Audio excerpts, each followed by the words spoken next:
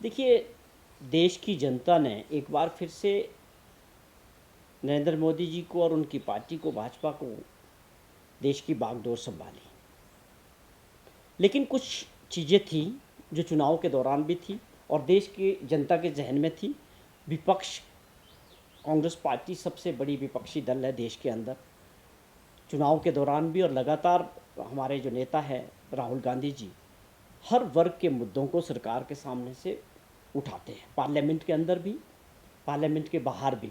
लगातार वो एक ऐसे शख्स हैं, ऐसे नेता हैं जो हर वर्ग, चाहे युवा साथी है, किसान है, मजदूर है, बागवान है, सबके मुद्दों को राहुल गांधी उठाते रहे। ये ठीक है कि 11 साल का इनका समय रहा है। भाजपा का एक करैक्टर है कि वो अपने उपलब्धियों को इस तरह से देश के सामने रखते हैं कि जैसे सब कुछ देश को बनाने में इन 11 वर्षों में ही हुआ है। जबकि सच्चाई ये है कि देश आज़ादी से लेकर, जब देश 1947 में आज़ाद हुआ, उसमें जो कांग्रेस पार्टी या उस विचारधारा के जो लोगों ने,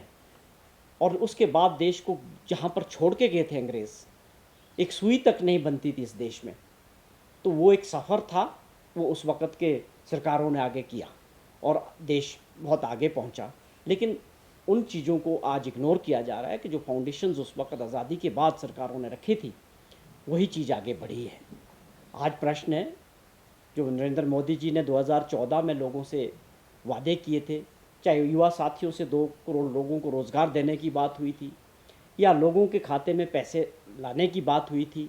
या उसके ज़्यादा बहुत बड़ी बड़ी बातें कही गई कि स्विस बैंक में बहुत बड़ा पैसा भारत के लोगों का है, वो मैं वापस लाऊंगा और वो इतनी बड़ी संख्या में है जिससे देश का नक्शा बदल जाएगा। वो सारी बातें खोखली साबित हुई। ये ठीक है कि ऑपरेशन सिंदूर की भी अब बात हो रही है आजकल पूरे देश के अंदर, इसको इस ढंग से चलाया जा रहा है जिसमें कांग्रेस पार्टी ने भी, हमने जय हिंद सभाएं और इस बात का पूरा देश के अंदर अपनी सेनाओं के और उनके पराक्रम को लेके सबको खुशी है, पूरे देश को थी, कि जिस प्रकार की हरकत पाकिस्तान लगातार पिछले कई सालों से टेररिस्ट और उग्रवादियों को मदद करके हमारे देश में उग्रवाद को समर्थन करता रहा, तो ये एक देश की भावना थी, पूरे देश के अंदर एक जोश था कि लोग चाहते थे कि एक बार अच्छे से इसका जवाब जो है पड़ोसी राज्यों को और पाकिस्तान को मिलना चाहिए था। और वो हमारी सेनाओं ने किया भी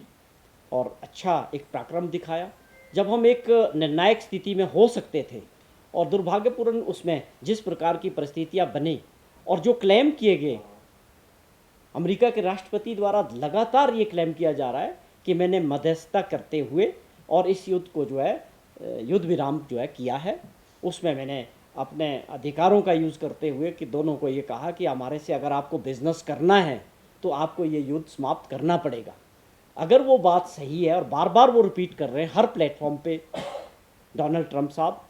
तो ये अपने आप में देश के अंदर एक बहुत बड़ा सवाल है। और कांग्रेस पार्टी ने और राहुल गांधी जी ने इस बात को उठाया भी है कि देश के माननीय प्रधानमंत्री जी को इस बारे में बोलना चाहिए, अपनी चुप्पी जो है तोड़नी चाहिए कि इसके पीछे असली सच्चाई क्या है। क्या ये युद्ध विराम अमेरिका की वजह से हुआ या इसके पीछे कुछ और कारण थे? वो देश की जनता भी जानना चाहती है और देश का विपक्ष भी जानना चाहता है और कांग्रेस पार्टी भी जानना चाहती है। तो ये सही वक्त है देश के माननीय प्रधानमंत्री जी को, जब आप पूरा गुणगान कर रहे हैं आपकी सरकार और आप,